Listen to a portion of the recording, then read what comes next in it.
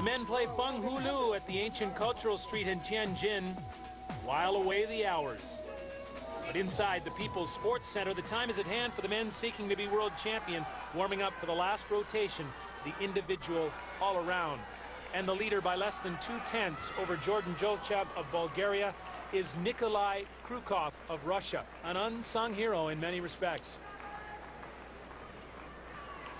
That's true, Scott. In this World Championships, he is the only male gymnast to have 5 events out of a full 10-point start value. And this routine is out of 9-9. Starting with a double layout.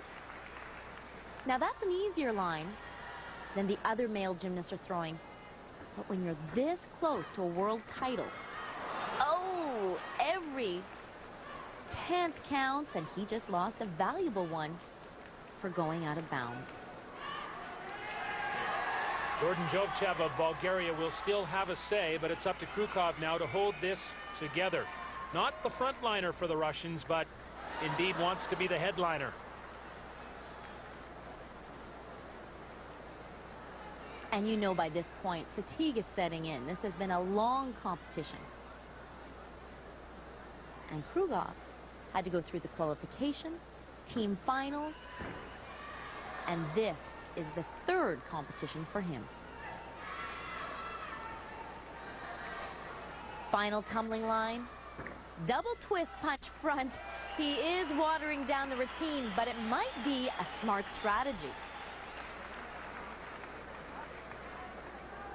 This is where he goes out of bounds. Looks really good in the air. Full twisting, 1.5 twisting, but there it is. 0.1 deduction. But there was just the one step. 9.437 for Nikolai Krukov of Russia. Now Jordan Jovchev, who is second after 5 rotations on the parallel bars.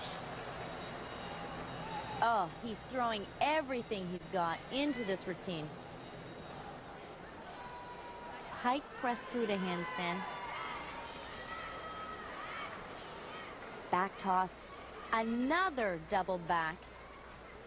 And again, it's incredible. He does not wear those upper arm protectors. Double pike. Jovchev needs a 9.65 to catch and surpass Krukov. He looks exhausted. Last event, Diamidov right into a double back. Look at how hard he hits that bar with his upper arms. 9.35 at the outset of this final rotation. Less than 2/100 separated Jovchev and Tsukahara of Japan, who was in 3rd position. Now Tsukahara's on the floor exercise with a chance, a slight chance, to catch the gold medal. He'd need a 9.65 to win it. Well, he certainly started off right. Full twisting double layout. Far more difficult to do than Krukov's first line. So you know that's going to impress the judges. 9.375, and he would surpass Jovchev for the silver medal.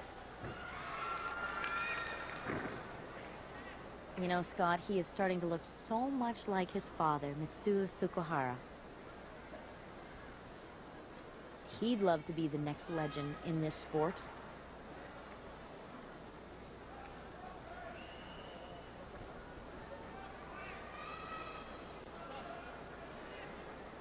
Trying to take a bit of a rest in the corner.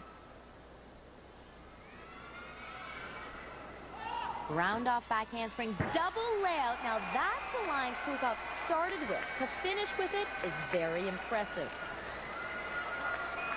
At the end of a routine, your legs start to feel a little bit like jello, but very fresh. First line, full twisting double layout. 9.65 is what he'd need for gold. He doesn't get it, 9.5, but it's enough for silver for Tsukahara of Japan. And so the final results, unexpected. Krukov, the young Russian, wins by 1/10.5 over Tsukahara. Jordan Jovchev, the bronze. Chinese hope Liu Yufu winds up 5th.